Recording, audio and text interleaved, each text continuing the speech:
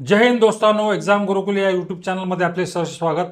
मित्रांनो, मराठी व्याकरण अभ्यासमाला ही एक नवी शृंखला आपण घेऊन आलेलो आहोत आणि यामध्ये आपल्याला कल्पना असेल प्रत्येक स्पर्धा परीक्षांमध्ये आपल्याला मराठी शब्दसंग्रहाबद्दल प्रश्न विचारले जातात आणि त्यातलाच एक अतिशय महत्त्वाचा टॉपिक आहे शब्द समूहाबद्दल. एक शब्द आपल्याला शब्दांचा समूह दिलेला असतो आणि आपल्याला त्या संदर्भातला एकच शब्द जो आहे, जो अचूक आहे, जो परफेक्ट आहे, तो हुडकायचा असतो.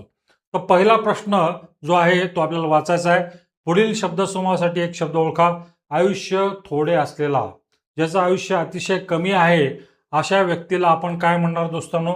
दीर्घायुषी, अल्पायुषी, शतायुषी का आयुष्यहीन? तर अशा व्यक्तीला आपण म्हणणार काय दोस्तांनो? अल्पायुषी.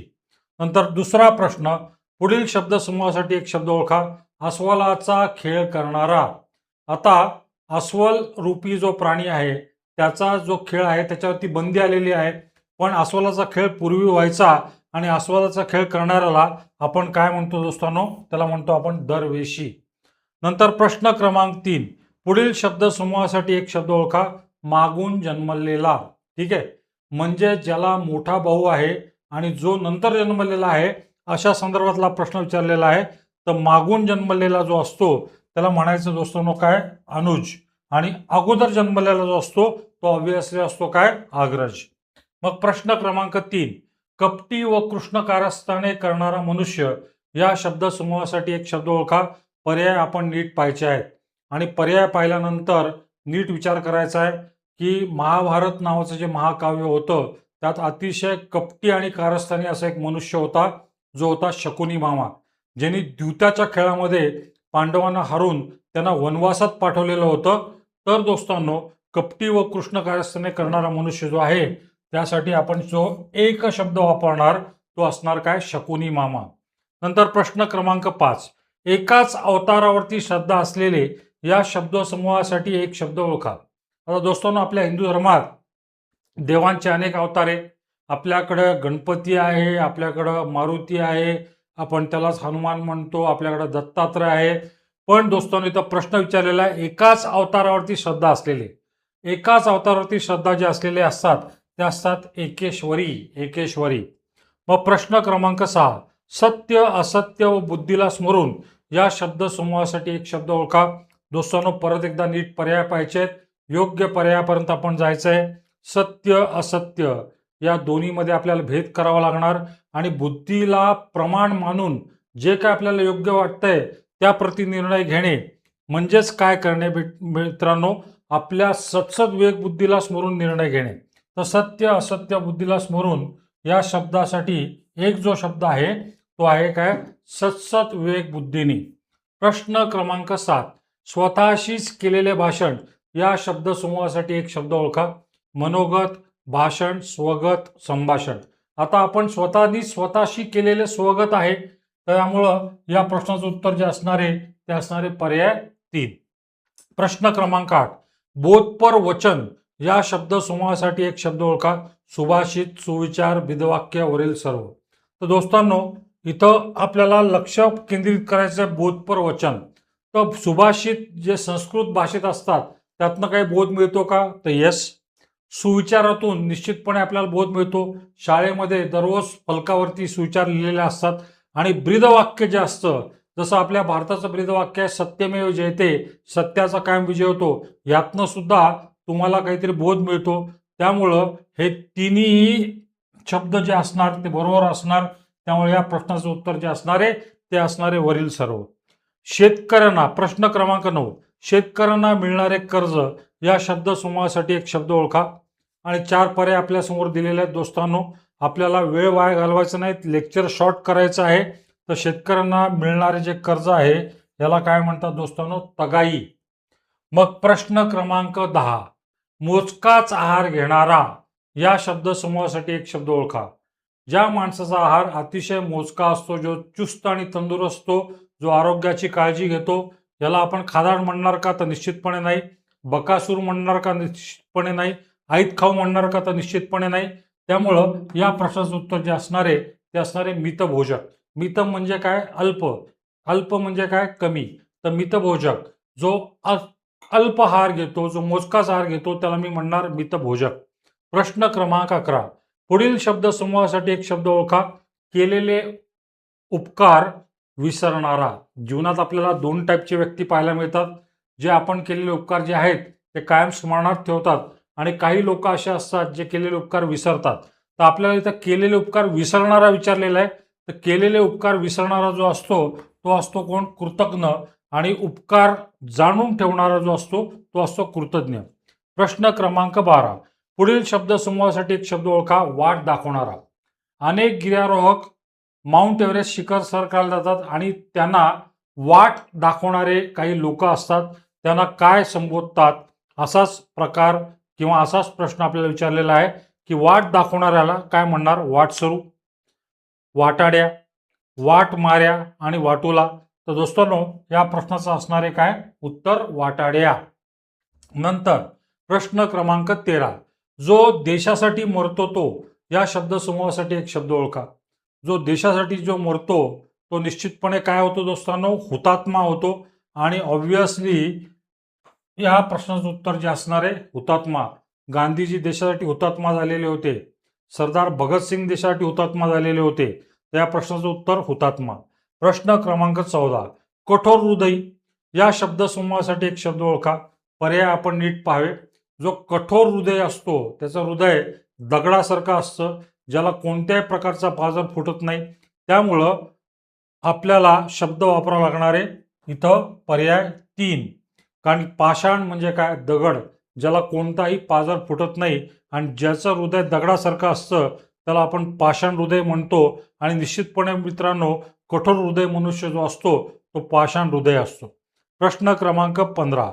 हृदयाला भिडणारे समूहासाठी एक शब्द ओळखा. जी गोष्ट हृदयाला भिडती, अगदी मनाला भिडती, हृदयाला भिडती, त्याला आपण काय म्हणायचं? तर इथं पर्याय जर पाहिले तर निश्चितपणे आपण पहिल्या पर्यायाला टिक करणार आहोत. हृदयाला भिडणारे जे असते ते असते काय? हृदय संगम. प्रश्न क्रमांक 16. देवापुढं सतत तेवत राहणारा दिवा या शब्दसमूहासाठी एक शब्द ओळखा. देवापुढं जो दिवा सतत तेवत राहतो त्याला आपण म्हणायचं काय? नंदादीप. नंदादीप. प्रश्न क्रमांक 17. रोग्याची शुश्रूषा करणारी या शब्दसमूहासाठी एक शब्द ओळखा. जेव्हा आपण हॉस्पिटलमध्ये ऍडमिट होतो तेव्हा आपली काळजी कोण घेत असतं? नर्स.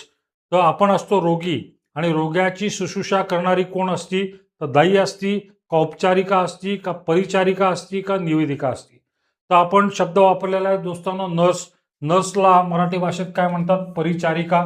त्यामुळे या प्रश्नाचं उत्तर जे असणार आहे ते असणारे परिचारिका. प्रश्न क्रमांक 18. जुन्या चालीरीती व रूढी यांना अनुसरून वागणारा या शब्दसमूहासाठी एक शब्द ओळखा. परत एकदा पर्याय पाहिजेत आपल्याला की लोकमान्य टिळक हे होते सनातनी विचारांचे, म्हणजेच ते जुन्या चालीरीती व रूढी सोडायला तयार नव्हते. तर जुन्या चालीरीती व रूढी यांना अनुसरून वागणारा जो असतो तो साक्षर असू शकत नाही, निरक्षर असू शकत नाही, सुधारक असू शकत नाही. त्यामुळे या प्रश्नाचं उत्तर जे असणार आहे ते असणार आहे काय? सनातनी. प्रश्न क्रमांक 19. 75 वर्ष पूर्ण झाल्यानंतर साजरा करायचा महोत्सव या शब्दसमूहासाठी एक शब्द ओळखा. दोस्तांनो आपल्याला माहिती आहे 25 वर्ष झाले तर असती काय? सिल्वर जुबली म्हणजे रजत महोत्सव. 50 वर्ष झाल्यानंतर असतो कोणता महोत्सव? तर तो असतो सुवर्ण महोत्सव. नंतर दोस्तांनो 60 वर्ष झाल्यानंतर जो असतो तो असतो हीरक महोत्सव. 75 वर्षानंतर जो असती ती असती प्लॅटिनम जुबली आणि 100 वर्षानंतर असतो शतक महोत्सव. तर आपल्याला इथं विचारलेल्या 75 वर्षानंतर पूर्ण झालेला जो उत्सव असतो त्याला आपल्याला काय म्हणायचं आहे? तर ती असती प्लॅटिनम जुबली. त्याला म्हणणार मी काय? अमृत महोत्सव. नंतर प्रश्न क्रमांक 20. इतरांच्या आधारावरती जगणारा या शब्दसमूहासाठी एक शब्द ओळखा. समाजामध्ये असे काही लोक असतात जे दुसऱ्याच्या जीवावरती भांडगुळासारखं जगतात आणि मग त्याला आपण ऐतखाऊ म्हणणार, निराधार म्हणणार का आश्रित म्हणणार का भागीदार म्हणणार? तर निश्चितपणे या शब्दसमूहासाठी जो एक शब्द असणार आहे तो असणार आहे काय? आश्रित. प्रश्न क्रमांक 21. उत्क्रांती या शब्दसमूहासाठी एक शब्द ओळखा. दोस्तांनो जो बदल अचानक घडून येतो त्याला आपण म्हणतो काय? क्रांती. आणि जो बदल हळूहळू घडून येतो, सावकाशरित्या घडून येतो, त्याला म्हणतो आपण काय, उत्क्रांती. तर ऑब्व्हियसली पर्याय आपल्याला नीट पाहिजेत आणि उत्क्रांती विचारलेले आहे, त्यामुळे हा जो बदल आहे हा सावकाशरित्या घडून येतो. या प्रश्नाचं उत्तर असणार आहे पर्याय 2. प्रश्न क्रमांक 22 दोस्तांनो, अनेक गोष्टीत एकाच वेळी लक्ष देणारा या शब्दसमूहासाठी एक शब्द ओळखा. असे काही लोक असतात की एकाच फोनवरती बोलत असतात, दुसऱ्या क्षणी टायपिंग करत असतात, त्या क्षणी ते वाचन सुद्धा करत असतात. तर एखादा व्यक्ती एकाच वेळी अनेक गोष्टी करत असतो, तर अनेक गोष्टीत एकाच वेळी लक्ष देणारा या शब्दसमूहासाठी आपल्याला जो शब्द वापरायचा आहे दोस्तांनो, इथं जो पर्याय हुडकायचा आहे तो आहे अष्टावधानी. ठीक आहे, अनेक गोष्टी एकाच वेळी करणारा त्याला आपल्याला म्हणायचं आहे अष्टावधानी. प्रश्न क्रमांक 23, वर्णन करण्याची हातोटी किंवा पद्धत या शब्दसमूहासाठी एक शब्द ओळखा. फाईन. काही लेखक असे असतात जे अतिशय अचूक आणि तंतोतंत एखाद्या प्रसंगाचं किंवा एखाद्या कथेचं वर्णन करतात. तर वर्णन करण्याची हातोटी व पद्धती असणाऱ्या या शब्दसमूहाचा जो शब्द आहे तो आहे वर्णनशैली. एखाद्या लेखकाची वर्णनशैली अतिशय अप्रतिम असते. प्रश्न क्रमांक 24, रात्री हिंडणारे या शब्दसमूहासाठी एक शब्द ओळखा. जे रात्री हिंडतात, ज्याला आपण इंग्लिशमध्ये नॉक्टर्नल म्हणतो, जशी वटवाघुळं असतात, घुबडं असतात, तर रात्री हिंडणारे या शब्दसमूहासाठी एक जो शब्द असणार आहे तो असणार आहे काय, निशाचर. निशा म्हणजे काय दोस्तांनो, रात्र. ठीक आहे. नंतर प्रश्न क्रमांक 25, जिवंत असेपर्यंत या शब्दसमूहासाठी एक शब्द ओळखा. आजीव, आजन्म, मृत्यू का जीवन. फाईन. जिवंत असेपर्यंत, जिवंत असेपर्यंत. आता ऑब्व्हियसली या प्रश्नाचं उत्तर मृत्यू असणार नाही. ठीक आहे, या प्रश्नाचं उत्तर जीवन असणार नाही. आता त्यांनी 2 पर्याय आपल्याला असे दिलेले आहेत जे अतिशय कन्फ्युजिंग आहेत. फाईन. जिवंत असेपर्यंत, आ जन्म का आजीव. तर या प्रश्नाचं उत्तर जे दोस्त असणार आहे ते असणार आहे काय, आजीव. प्रश्न क्रमांक 26, सदा रडत बसणारा बेहिमती मनुष्य या शब्दसमूहासाठी एक शब्द ओळखा. काही लोक जीवनात निश्चितपणे असे पाहायला मिळतात की त्यांच्या जीवनात कितीतरी चांगलं झालं तरी ते कधीच समाधानी नसतात, ते सारखे रडत असतात. तर सदा रडत बसणारा बेहिमती मनुष्य याच्यासाठी जो शब्द वापरावा लागणार आहे आपल्याला तो असणार आहे काय दोस्तांनो, रडत राहूत, सतत रडत राहणारा. प्रश्न क्रमांक 27, इच्छिलेली वस्तू देणारे झाड. फाईन. या शब्दसमूहासाठी एक शब्द ओळखा.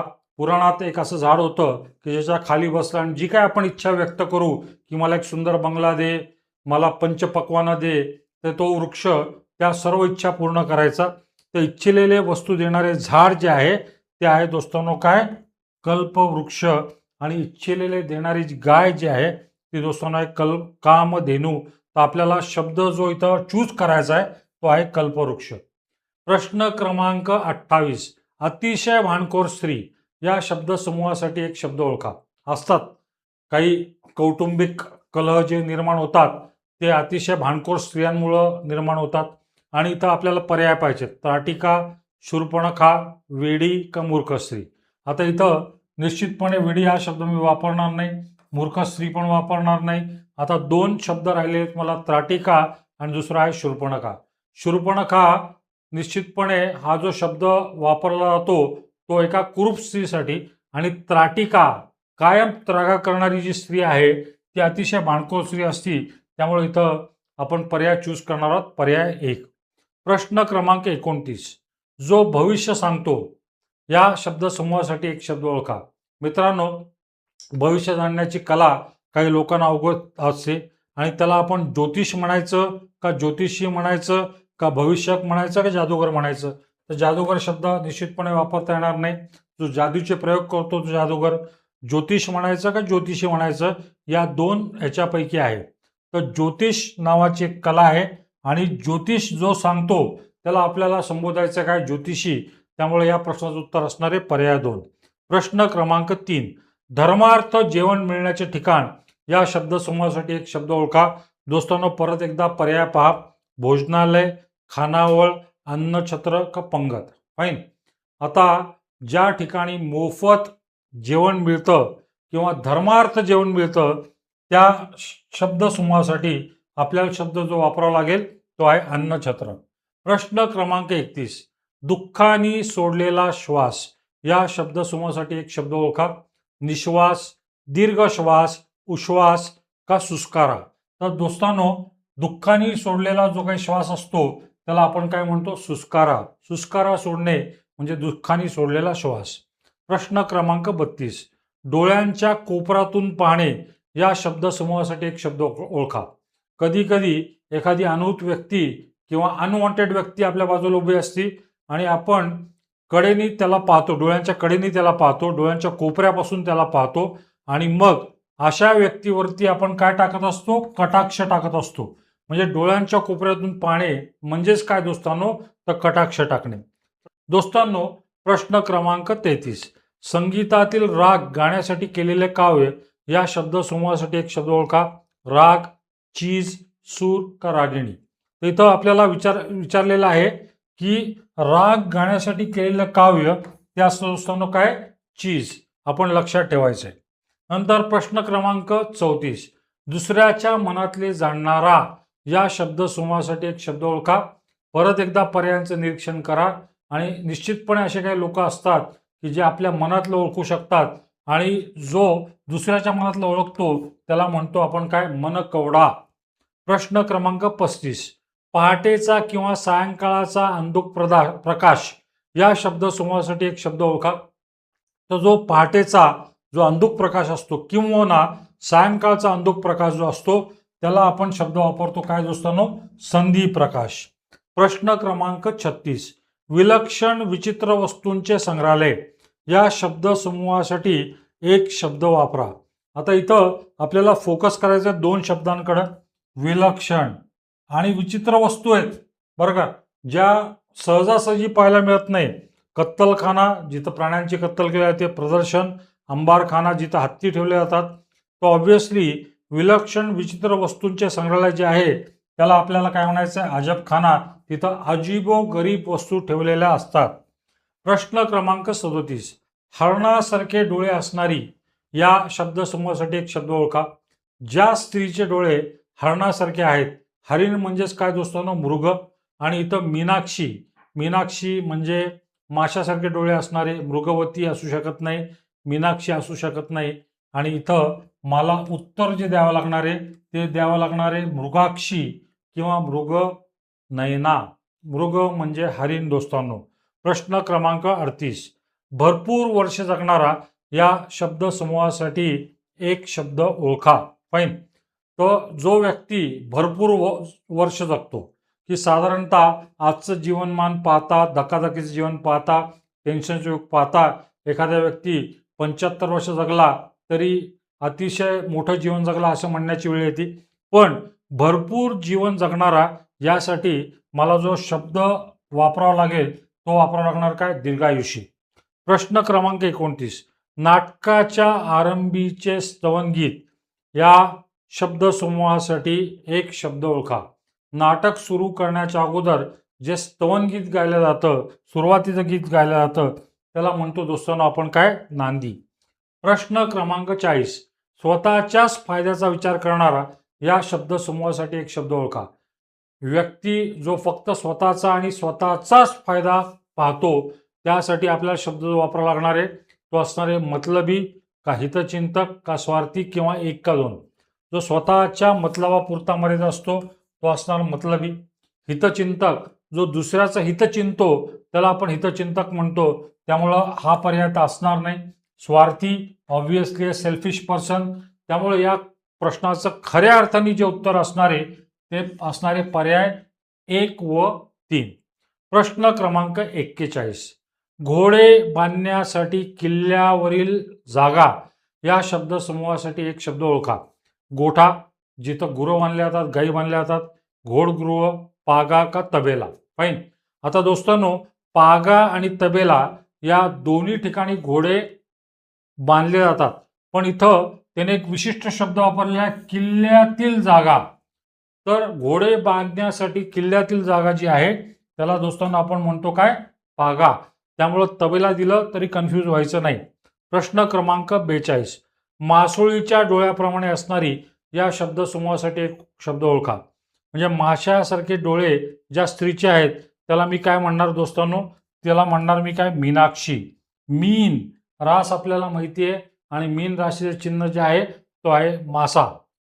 तर ऑब्व्हियसली या प्रश्नाचं उत्तर जे असणार आहे ती मीनाक्षी. प्रश्न क्रमांक 43. पायापासून डोक्यापर्यंत, अतिशय पायापासून ते डोक्यापर्यंत या शब्दसमूहासाठी योग्य शब्दाची निवड करा. तर याला आपण म्हणणार काय, आपाद मस्तक. पाद म्हणजे काय, पाय. मस्तक म्हणजे काय, डोकं.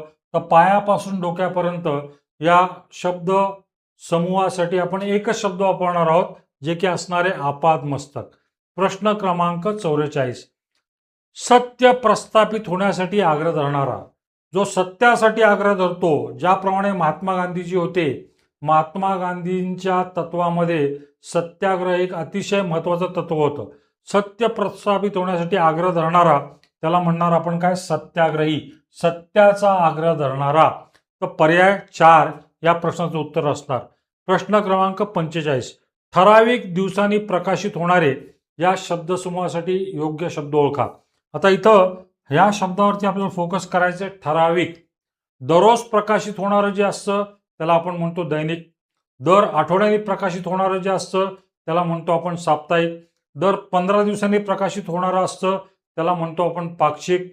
दर महिन्यांनी प्रकाशित होणारं असतं त्याला म्हणतो आपण मासिक. दर 3 महिन्यांनी प्रकाशित होणारं त्रैमासिक. दर 6 महिन्यांनी प्रकाशित होणारं षणमासिक. दर वर्षांनी प्रकाशित होणारं ते असतं वार्षिक. पण इथं आपल्याला ठराविक दिवसांनी, आता तो कालावधी मेन्शन केलेला नाहीये, त्यामुळं इथं मी मासिक शब्द वापरणार नाही, साप्ताहिक वापरणार नाही, वर्तमान वापरणार नाही. मी वापरणार नियतकालिक. एका नियतकालिकात म्हणजे एका ठराविक अंतराने प्रकाशित होणारं जे असणार ते असणार काय, नियतकालिक. प्रश्न क्रमांक 47. खालीलपैकी अयोग्य जोडी कोणती ते ओळखा. आता जोड्या दिलेल्या आहेत. सर्व प्रश्न मित्रांनो परीक्षा आलेले आहेत. सहोदर, एकाच आईच्या पोटी जन्माला आलेले आहेत असे. फाईन. तर निश्चितपणे हा पर्याय अतिशय बरोबर आहे. सनातनी. सनातनी म्हणजे जुन्या रूढी परंपरा व चालीरीती यांना अनुसरून वागणारा. निश्चितपणे हे पण बरोबर आहे. निरक्षर, ज्याला लिहिता किंवा वाचता येत नाही असाच त्याला आपण निरक्षर म्हणतो. आणि शेजार धर्म, शेजाऱ्यांशी वाईट तऱ्हेने वर्तन करण्याची पद्धत. जेव्हा मित्रांनो शेजाऱ्यांशी आपण चांगल्या तऱ्हेने वागतो त्यालाच म्हणतो आपण शेजार धर्म पाळणे. त्यामुळं जी अयोग्य जोडी आहे ती असणारे पर्याय 4. प्रश्न क्रमांक 48. खालीलपैकी समूहदर्शक शब्द दर्शवणारी अयोग्य जोडी ओळखा. आपल्याला अयोग्य जोडी विचारलेली दोस्तांनो. आता इथं लक्षात ठेवा, धान्यादी साठवण्याची बंदिस्त जागा, वखार. नंतर तिथी वार न ठरवता आलेला, अचानक आलेला, त्याला काय म्हणायचं, अतिथी. नंतर तिसरा जो आहे, आकाशात गमन करणारा. आकाशात कोण गमन करतं, पक्षी. पक्षाला आपण संबोधतो काय, खग. आणि चौथा जो पर्याय, नाणी पाडण्याची जागा. नाणी पाडण्याची जागा त्याला आपण कारखाना म्हणतो का दोस्तांनो. ज्या ठिकाणी नाणी पाडली जातात त्याला आपण म्हणतो टांगसाळ. आणि मग या प्रश्नाचं जे उत्तर असणारे म्हणजे अयोग्य जोडी शोधायची आपल्याला, त्याचं उत्तर असणारे पर्याय 4. प्रश्न क्रमांक 49. सामाजिक व आर्थिक समतेचा पुरस्कार करणारा या शब्दसमूहासाठी पर्यायातील समर्पक शब्दाची निवड करा. सनातनी म्हणजे कर्मठ विचार मांडणारा, जुन्या रूढी परंपरा मानणारा. लोकहितवादी, साम्यवादी का प्रती. समाजामध्ये जी विषमता आहे ती आर्थिक असो किंवा सामाजिक असो, ही संपूर्णतः नष्ट व्हावी या विचारप्रत जो आलेला असतो विचारवंत त्याला आपण साम्यवादी म्हणतो. कार्ल मार्क्स याचं एक अतिशय ज्वलंत उदाहरण आहे. समाजामध्ये कोणत्याही प्रकारचा श्रीमंत गरीब भेदभाव असू नये, नंतर उच्च नीच हा भेदभाव असू नये असं मानणारा जो असतो साम्यवादी. त्यामुळे या प्रश्नाचं उत्तर जे असणार आहे ते साम्यवादी. प्रश्न क्रमांक 50 आणि शेवटचा प्रश्न दोस्तांनो, माकडाचा खेळ करणारा या शब्दसमूहासाठी आलेला योग्य शब्द ओळखा. दोस्तांनो याच्या अगोदर आपण पाहिलं होतं, अस्वलाचा खेळ करणारा जो असतो तो असतो दरवेशी. सापाचा खेळ करणारा जो असतो त्याला आपण म्हणतो काय, गारुडी. इथं मात्र आपल्याला विचारलंय माकडाचा खेळ करणारा, आणि माकडाचा खेळ करणारा जो असतो दोस्तांनो तो असतो कोण, मदारी. तर दोस्तांनो हे होते अतिशय महत्वपूर्ण 50 इम्पॉर्टंट क्वेश्चन शब्द समूहाबद्दल 1 शब्दाचे. आपल्याला व्हिडिओ लेक्चर जर आवडला असेल तर निश्चितपणे लाईक करा, शेअर पण करा आणि सबस्क्राईब पण करा. धन्यवाद दोस्तांनो.